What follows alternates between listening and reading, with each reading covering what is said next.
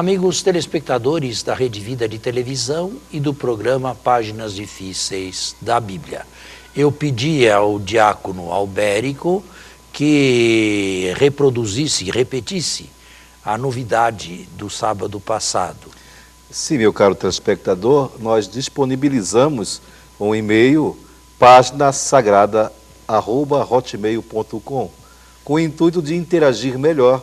As dúvidas que por acaso vierem, vocês mandam os seus e-mails e nós vamos tentar, na medida do possível, respondê-los de maneira simples e direta. Agora, duas coisas. Primeiro, página sagrada, uma palavra só. @hotmail. Tudo escrito junto. Porém, a segunda coisa é mais importante. Uma pergunta, não 15. Não um questionário. Uma pergunta e uma pergunta direta. E a resposta, podem esperar, deve ser curta, porque nós não temos uma equipe por detrás de nós trabalhando nisso e nós temos que fazer isso aqui nos tempos livres que nos restam. Mas serão todos bem-vindos. E uma maneira também de divulgar o nosso programa. Ainda em tempo, quem não tem, e já deveriam saber disso, quem não tem oportunidade de assistir o programa no sábado, à 1h30 da tarde, não perca a esperança. Continue. Você pode acessar o YouTube e lá você digita Páginas Difíceis da Bíblia e você logo vai acessar o programa, o nosso programa lá que fica gravado pelo Padre Saraiva. Entenderam todos? Repete então. Entra no YouTube, digita Páginas Difíceis da Bíblia e vai aparecer lá uma série de programas. Você escolhe até a data, né? O programa que você perdeu, você não assistiu, você pode assistir diversos programas, inclusive programas de 2013, 2012, 2010, estão lá postados. Tá bem, e tudo isso é um acervo que está à disposição de todos os telespectadores a qualquer dia, a qualquer hora do dia e da noite. Bem, diácono, podemos continuar ou uma pergunta, Livro de Josué, a continuação é essa. Hein? O livro de Josué? Sim. Também este livro de Josué deve ter sido escrito à mesma época. Isso se refere a que época? A época pós-exílica. Só que ele toma um viés diferente do livro de Deuteronômio? Não. Espera, estamos dando confusão. Falamos do livro de Josué. Foi. Agora devemos falar do livro dos Juízes. Vem depois. Tá certo. Tá certo? Então, vamos nos corrigir. Josué já foi falado, agora foi o programa Juízes. passado. Bem, este livro também é pós-exílico e é de literatura deuteronomista. Aliás, o capítulo 1 já é bem uma teologia da história. Quando Israel se comportava bem naqueles tempos primitivos da fundação, tudo lhes ia bem. Quando, porém, caíam na idolatria, eram invadidos por inimigos, como castigo de Deus. Arrependiam-se da idolatria, voltavam-se a Deus e Deus lhes suscitava um Salvador na pessoa de um juiz carismático que levava o povo à vitória. Novo pecado, nova derrota, nova conversão e nova salvação. E outra figura de juiz. Nós temos juízes menores e temos juízes maiores. Olhe, o que eu falei do livro de Josué vale mais ou menos também para o livro dos Juízes. Este livro tem mais pé no chão. Um pouco mais do que o livro de Josué. Um pouco mais. Porque vê que os israelitas sempre conviveram com outras populações dentro de Canaã. E não, como Josué insinua, as aniquilaram todas. Agora, claro, querer retrotrair tudo isto aqui para um passado, digamos, pré-monárquico, que é o que o livro deseja fazer, isto aqui não pode ser feito.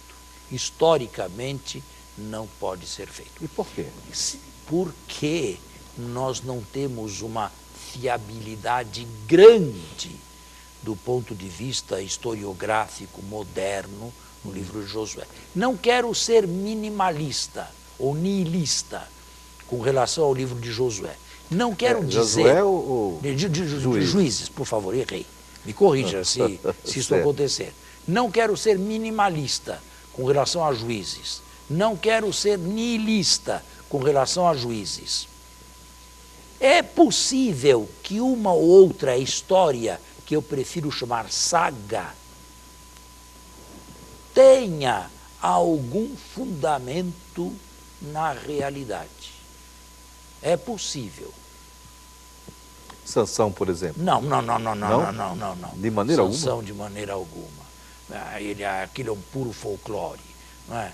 Imaginar que a força física de um sujeito estivesse nos seus cabelos, que não deveriam ser cortados, até que sua mulher, num momento de sonolência e distração, os corta. Sansão perde as forças, é capturado pelos filisteus, mas no final mata mais filisteus na morte, porque se suicida, do que na própria vida.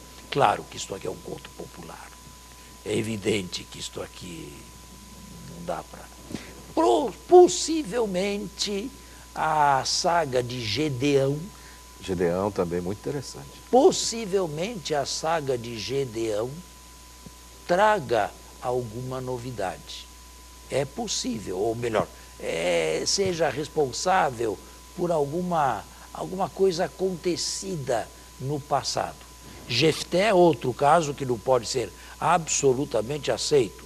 Aquele que faz um voto a Deus de matar, se ganhasse a batalha, a primeira pessoa que encontrasse. Aparece a filha dele. E quem encontra é a filha, que consente no seu próprio martírio.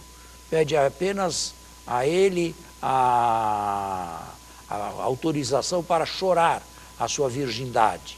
Ela será imolada antes de se casar, pelas colinas com as suas amigas, e vai. E depois, no conto parece que, o conto não é claro, parece que é imolado. Claro, isto para nós seria um absurdo, alguém fazer um voto desse, seria absolutamente inválido esse voto. Para nós hoje. Para nós hoje, claro. E seria uma religião de ponta cabeça fazer uma coisa dessa. Talvez, nesse aspecto, a saga, o conto não seja interessante e fale ao homem de hoje. Existem pessoas que vivem a religião de ponta cabeça, não do jeito que deveria viver. É capaz de me dar exemplos? Não, aqui não me ocorre agora esses exemplos. São tantas. Ah, é? São tantas. Pessoas que não perdem uma comunhão, pessoas que colocam todas as fitas de todas as confrarias no pescoço, todos os escapulários, mas não têm caridade. Entendi. Não amam, não são capazes de ser solidárias, são pessoas difíceis, são pessoas que murmuram, são pessoas que jogam um contra outro. Bem, que adiantaram essas fitas todas? A isto eu dou o nome de religião de ponta cabeça. E essas pessoas não faltam, não é? Infelizmente, não. Em São Paulo eu tenho certeza que não. Acho que aqui em Brasília também deve ter, não é? Pessoas assim. Eu espero que eu não conheça nenhuma assim. Mas não vamos ser muito otimistas, não é? Jesus ensina a fazer uma hierarquia. Primeiro o amor, a misericórdia, a fidelidade, a obediência a Deus. Depois os mandamentos mais secundários. Mas não perder a procissão e depois frequentar uma casa de prostituição, que significa isso?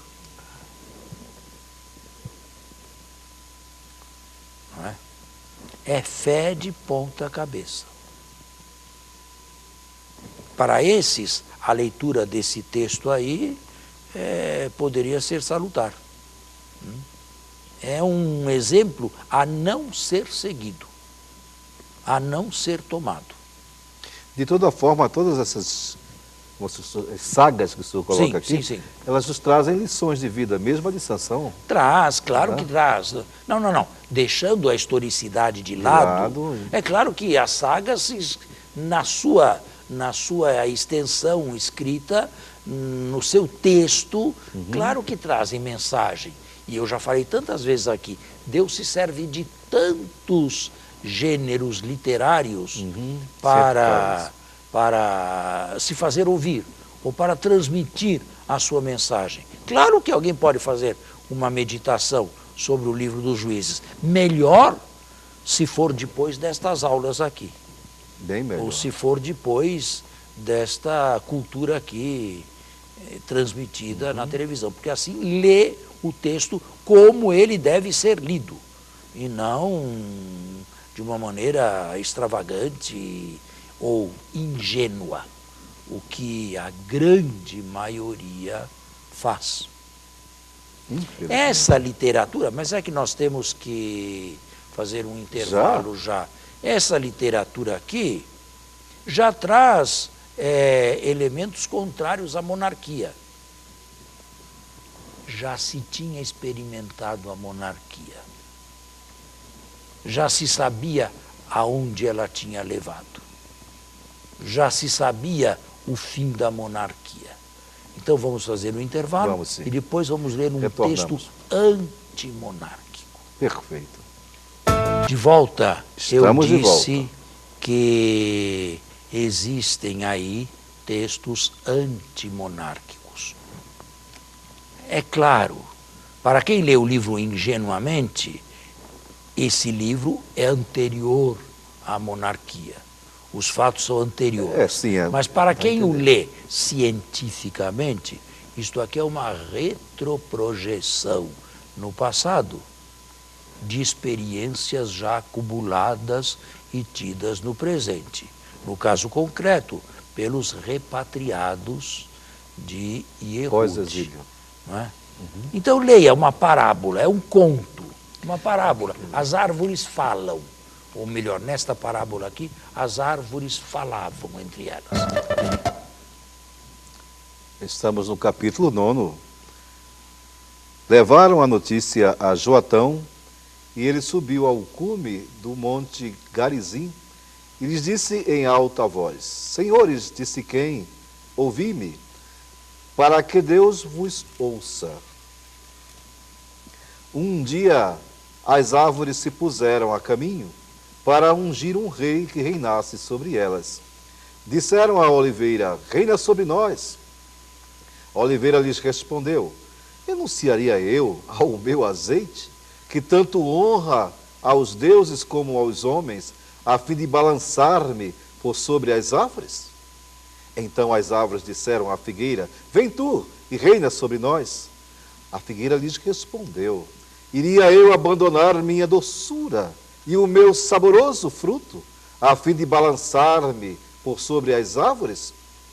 As árvores disseram então à videira: vem tu e reina sobre nós. A videira lhes respondeu: iria eu abandonar o meu vinho novo, que alegra os deuses e os homens, a fim de balançar-me por sobre as árvores?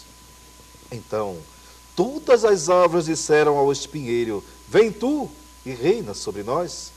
E o espinheiro respondeu às árvores: se é de boa fé que me ungis como rei sobre vós, vinde e abrigai-vos à minha sombra. Senão, sairá fogo dos espinheiros e devorará os cedros do Líbano. Está aí, um conto antimonárquico. É, bem claramente antimonárquico. As árvores que se prestam não querem rei. Não querem rei, nem querem ser rei, né? Não. Quem não presta, quem não deveria aceitar, é o único que se põe a serviço, o espinheiro.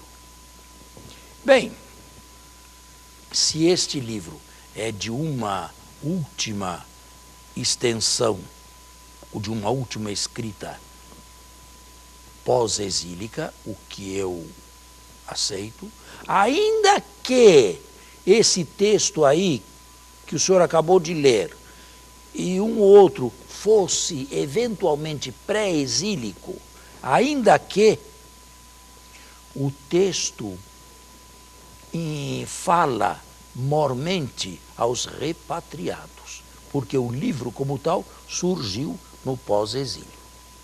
Ainda que algumas sagas, algumas histórias tenham uma vida, um início de vida pré-exílico. Eles já tinham tido o exemplo das duas monarquias. Já tinham passado pelo dissabor das duas monarquias. A monarquia de Israel e 150 anos depois, mais ou menos, a monarquia de Judá. Seria o caso de reproduzir novamente a monarquia? Bem, na volta dos repatriados havia um príncipe davídico, o Davívida, chamava-se Zorobabel.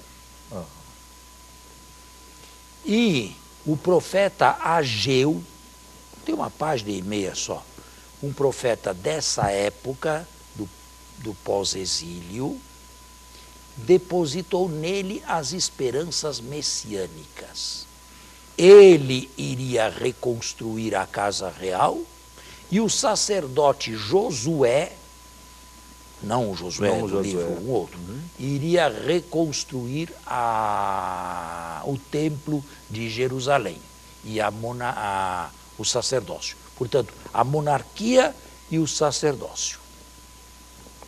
E parece que essa ideia de uma nova monarquia, no estilo da velha monarquia davídica, foi durante algum tempo pensada e acalentada. Mas, primeiro, eles tinham diante dos olhos o desastre que foi a monarquia de Judá, de Israel e de Judá. Eles tinham isto diante dos olhos. E alguns velhos ainda podiam se recordar do que aconteceu em 587. Podiam ainda estar vivos, alguns poucos. Era o caso de reconstruir tudo isso novamente? Mas havia mais. A Pérsia iria permitir que se reconstituísse uma monarquia, ainda que fosse uma monarquia vassala. Havia monarquias vassalas no Império Persa, Tiro, por exemplo. Mas haveria de permitir que Ehud se tornasse uma monarquia. E os povos circunvizinhos, em primeiro lugar os samaritanos, em segundo lugar os árabes do deserto, como veriam isto aqui? Claro que não com bons olhos. Vejam os inconvenientes da reintrodução da monarquia. Além disso, embora Ezequiel, o profeta do exílio, tivesse dado um lugar no repatriamento para um monarca, prefere não chamá-lo mais de rei, chama-o príncipe, Nazir, e coloca limites nas suas posses. Ele será um príncipe e terá poderes limitados. Isto no livro de Ezequiel, na Torá de Ezequiel, nos capítulos 40 a 47, 48 do livro de Ezequiel. Portanto, tudo somado, havia muitos inconvenientes em se reproduzir a monarquia. A isto, temos que acrescentar o seguinte: Josué, o primeiro pretendente, desaparece misteriosamente de cena.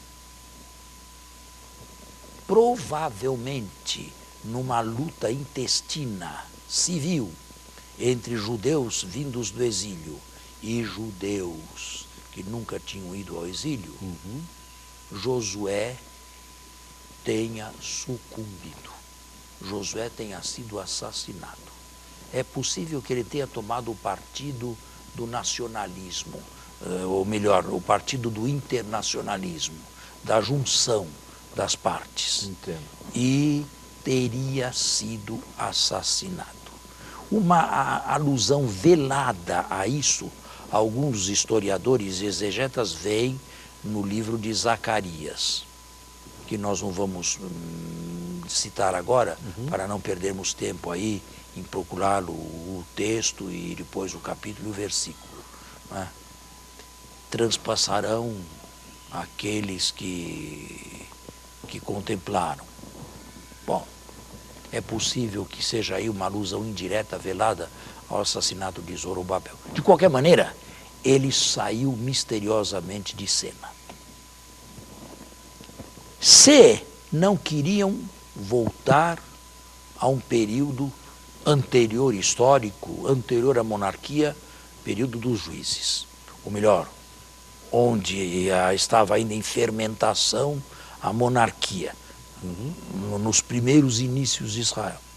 Se não queriam voltar à monarquia por causa dos inconvenientes que ela trouxe no passado, e eram bem presentes, lhes restava uma alternativa: formar um reino de sacerdotes.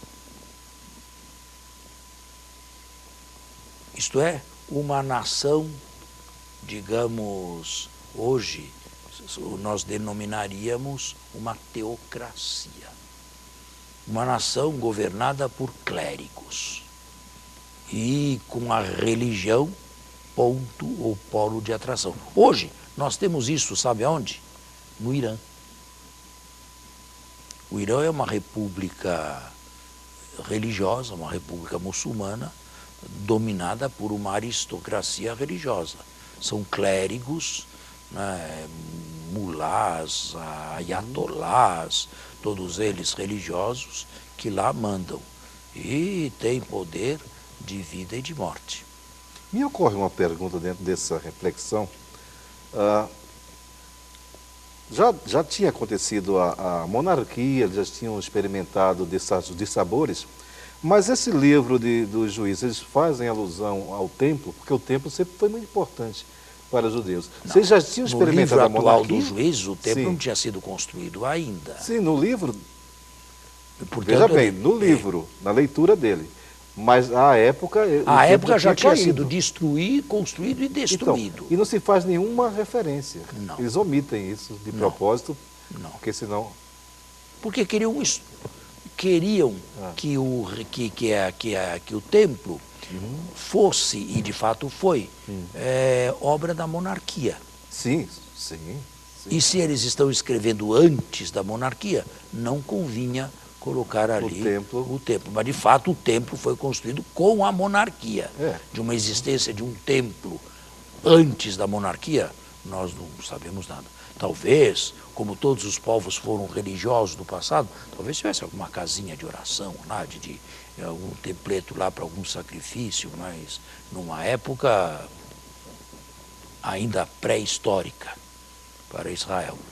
Vamos fazer um encerramento agora, né? Poxa vida, já passou agora muito encerramento. rápido. Então, temos que deixar para outra semana. Meu caro telespectador, eu espero que essas páginas meditadas cheguem até os seus corações, que você procure mesmo estudar, ler, mas principalmente rezar com esses textos.